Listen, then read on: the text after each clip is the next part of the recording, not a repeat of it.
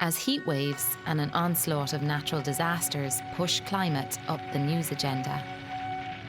Mental health studies around the world reveal a surge in people reporting stress or depression about the climate.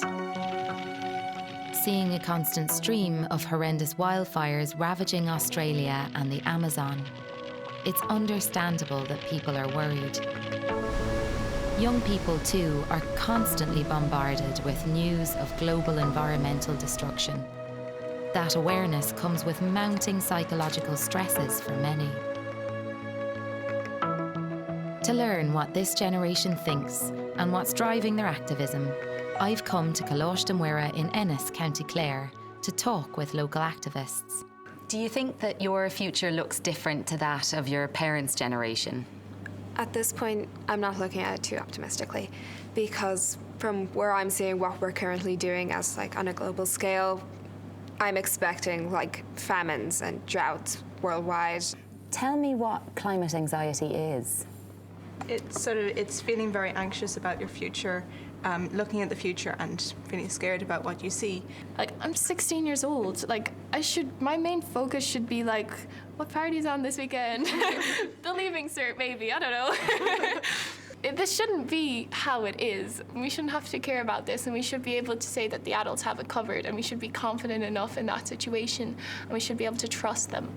And do you think that climate anxiety is affecting a lot of people of your age? Yeah, definitely. I mean, this youth movement is unified, and it's unified by a universal sort of fear. We wouldn't be out here unless we were scared of what was going to happen, in the future, this uncertainty. I recently saw a map of Ireland with predictions from, I think it was 2050 to 2060 of how high the water levels were going to rise. My house was gone. It's terrifying. And once you realize that, you have to change. There's no other choice for you. We're going to become extinct, and that's a reality that hit me way too hard, way too fast, and at way too young of an age.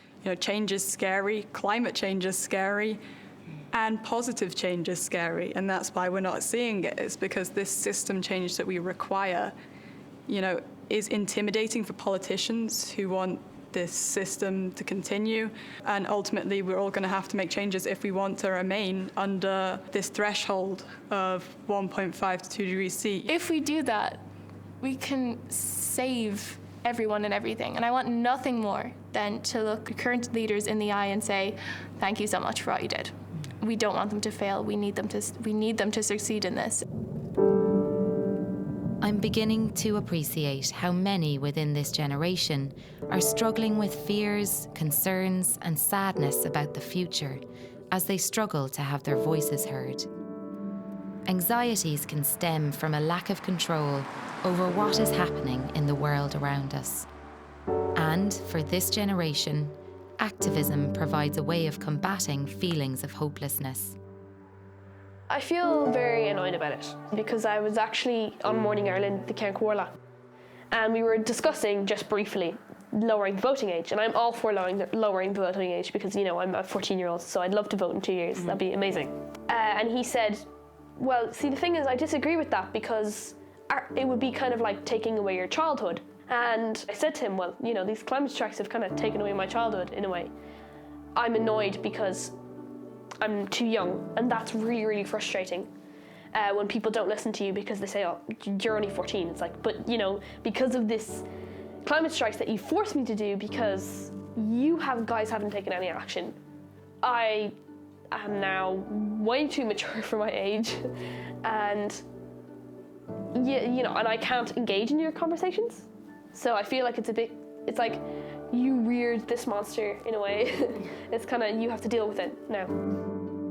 But some questions and concerns have been raised in the media about their motives and well-being.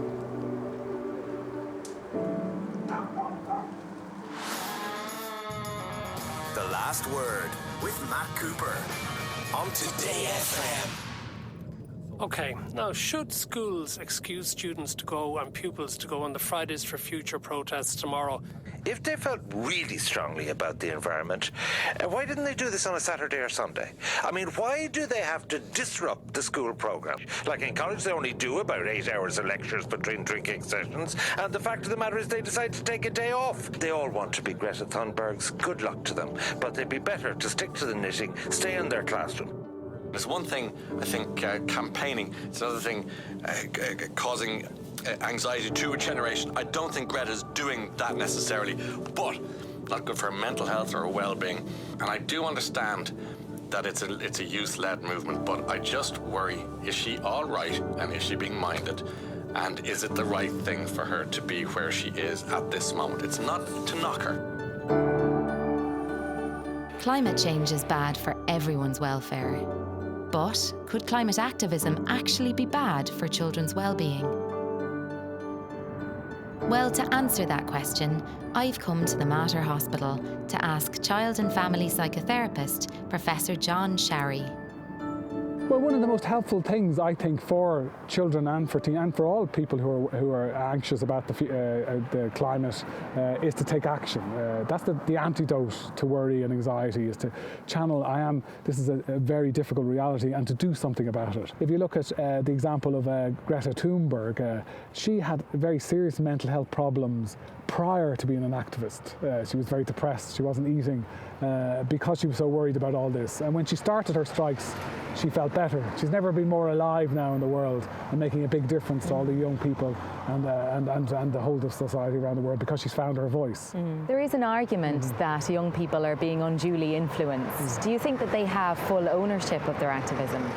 Well, I think that's the important thing to emphasise, that if you listen to young people who are concerned about environmental issues, which is a growing number of them, and they're ahead of their parents on this. Their parents are, older and not as tuned into it. They're already very worried about this. They're already very distressed about this, and the activism is their way of dealing with that. What advice then would you have for children who might be experiencing eco-anxiety and teenagers? Well, I think the thing is to realise they're the sane ones, that actually anyone who's not anxious about the future, given the reality of climate breakdown, is a bit out of touch with reality, is a bit out of touch with science. So give them the sense that actually what they're saying is real. Then give them a sense that they're not alone, that lots of people feel this way, and then show them that there's lots they can do about it, that they have choices and actions that'll make them feel better. But there's other things people can do, other actions that make a big difference as well. Other actions such as simply personal choices, reducing people's carbon footprint, and also lovely things like children getting involved in wildlife protection, understanding bogs and growing trees. That puts them into really constructive action that has will have a real positive impact on climate, and therefore they feel they're doing something. And that relieves anxiety and distress. The final thing with that, like any project, people can get obsessed and caught up with it, and some young people can get very worried about it, and then it's also helping them have perspective as well, that to keep on with ordinary things, with life, going to school, making friends. So it's about putting it into context and balance is very important as well. Young people need to know the facts, now more than ever, because it's impossible to shelter them from a crisis that they are very much aware of. What platforms can you use? Susan Adams runs a sustainability education programme for transition year students. I asked her how climate change is covered on the school's curriculum. So it's covered in science, but it is a strand, and then there's a strand in geography as well. There's definitely an appetite for more and a need for more. Should climate change be taught as a specialist subject? Hands down, it's an absolute necessity. Kids nowadays, they know the cardinal facts, right? They know about climate change and biodiversity loss. And it's hard for them to actually connect with that. It's delving in and getting a deeper understanding of the issue is really, softens that anxiety, and having a space to have that conversation with somebody that is informed and with somebody who's able to bring those problems and break them down and give them an option to actually do something about it. New Park Comprehensive is Ireland's first single-use plastic-free school, which was a student-led initiative. Today, students are holding an event to teach other schools how they achieved it. If someone brings plastic in, we're all a bit like like it's not even like just us, like the whole school is a bit like, what are you doing? Like, You feel like really self-conscious if you have it. yeah. That's eliminated 16,000 plastic bottles a year. Wow. If every school joined on, how many, like 16 times how many schools there are in Ireland? What do you think in your school might be an obstacle? Yeah, it's been 6 years, just don't care. So action is really at the heart of what you're doing. Why is that important? Taking action really gives them the power to be a part of the solution.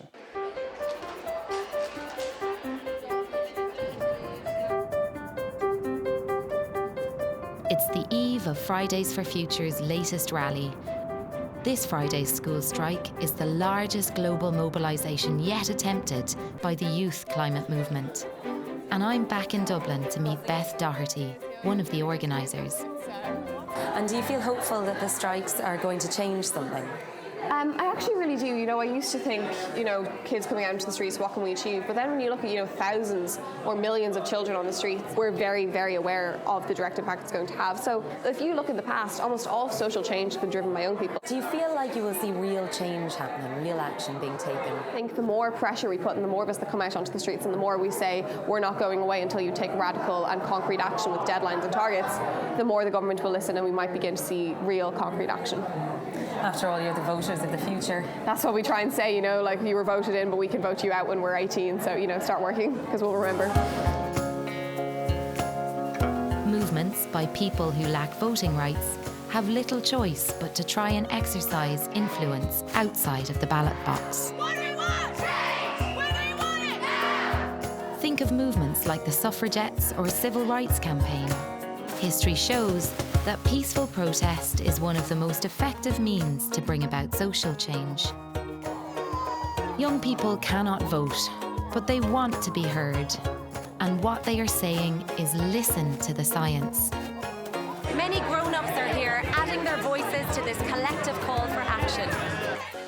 Less than a year ago, the United Nations warned that we are running out of time. Yet, despite these dire warnings, carbon emissions continue to rise globally as well as here in Ireland. Without the decades lost to denial and inaction, global warming need never have become the emergency it is now. Far from something we need to worry about, Fridays are an opportunity to take action, and the school strike movement is a reason for hope, not concern.